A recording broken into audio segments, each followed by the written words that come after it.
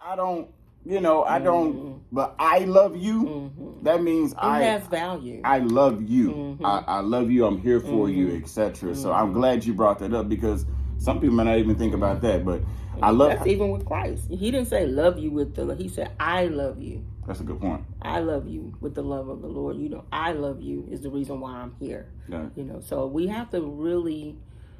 The Bible doesn't say to do some things or even to put it in there just to be there. Everything, every word in the word has value. And it is a conversation. Most of the stories that are there are conversations that have taken place, whether it be with the disciples, with the Lord, or with Christ himself. Like, they were conversations. Right. And then Jesus used parables. It's basically a conversation, because he's trying to get them to compare some things to have a different view. The woman, this sticks with y'all. I love this story. The one with the man and the woman, and they were going to stone the woman, right? Correct. And the dude went on his way. And Jesus said, he who has not sinned, cast the first stone. And that's what we need to really think about when you're having a conversation with somebody and you don't agree. Just because you don't agree doesn't mean you have the right to be that judgmental or beat somebody over a head with them. You got to rewind that. You got to say that again. And it is major, because the one thing too with the woman, what Christ did, and I feel with him making that statement, is, you guys, the whole thing was plotted. That's what we forget too with that story. It was a plot to get her put in prison or to be stoned to death. Like, read that entire story in its entirety. And a lot of us will take it and we see the one side. But there was another side that Jesus, that's why he said, if you haven't sinned, then you can throw the first stone. Which, who could have thrown it? Him. But he wasn't going to stone that woman. But he knew the whole story. Does that make sense? Yep. So when you're having a conversation, even if you don't agree with the other person, that's the rest of your conversation. When you telling somebody, well, you agree with me? Can you talk? This is what I think. Yes. Because some people can just influence. I don't want to say manipulate, because that's really what it is. But people can influence you to feel their way when they say, this is what I think, and I see it this. Don't you agree?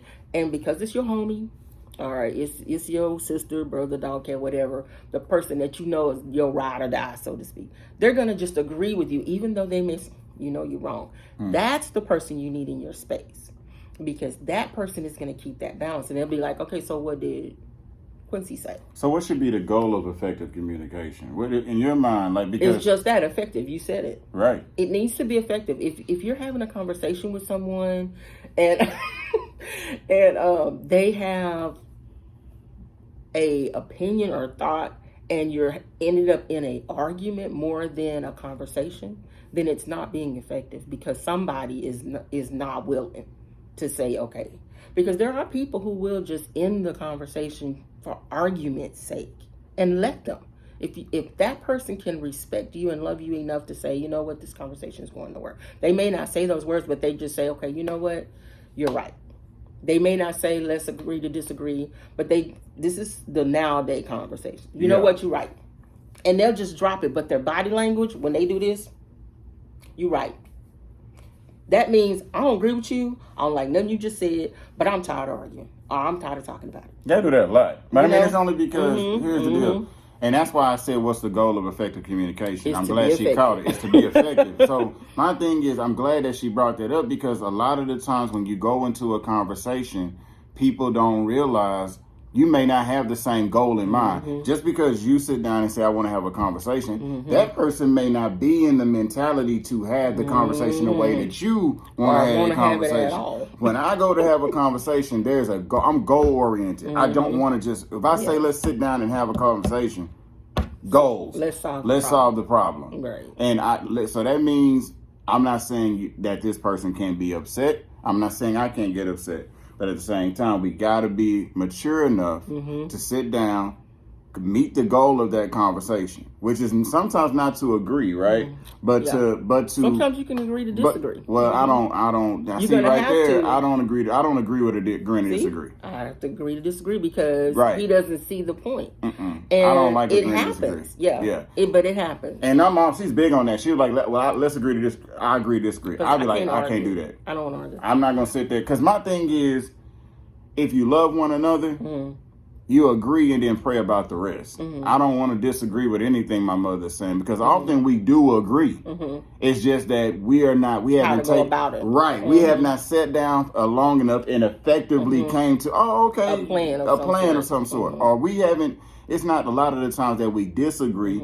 It's just that I love how she said it. Maybe we need to park the conversation, come back to it because we've reached a level of frustration that is no longer effective. And that's why, with jobs, I feel like with jobs these days, that it's become a problem because even conversations were to the point where you don't talk about religion, you don't talk about how much you make to each other, and it's just sexual connotation, like what you did last night. Like there were just things that we could not talk about in the workplace because it caused so much friction. Right. And you just couldn't do it. Like you just couldn't do it. And so you have to know some things that you just can't talk about with some people.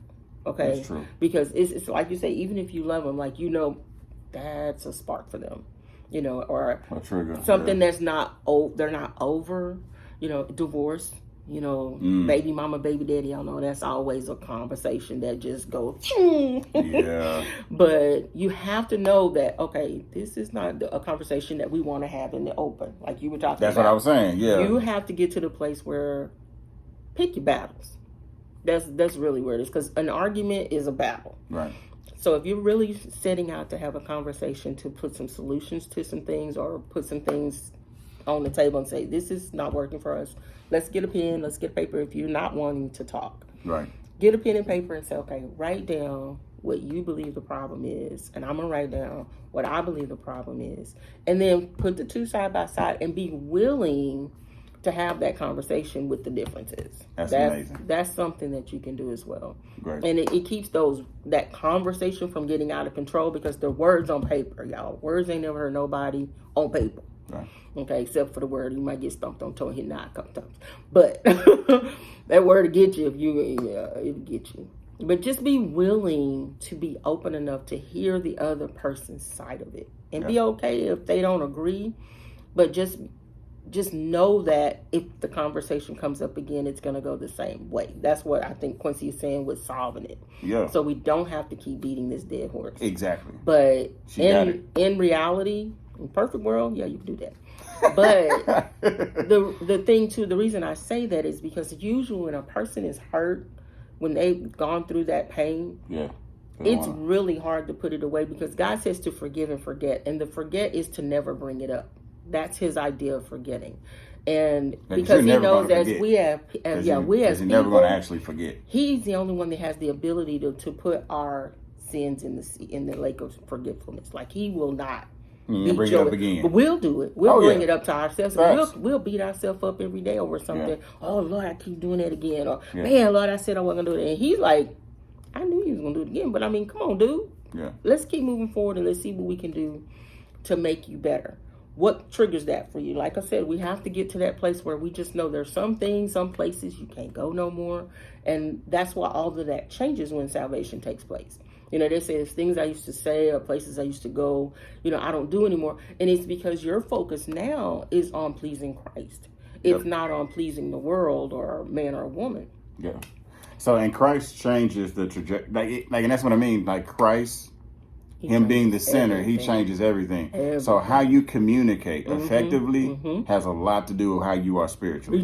That is why, true. But that is why when you are having conversations, spirituality has a lot to do with it. Because you may have a goal of forgive and forget, and I want to resolve. But if that person is having the conversation because they feel wronged and they are seeking that conversation they only want to sit down with you because they feel you was all the way wrong, have an apology. The reason the conversation is not effective, they're waiting on an apology and you're waiting on a goal. Exactly. You want to set a goal. You came into it as goal oriented.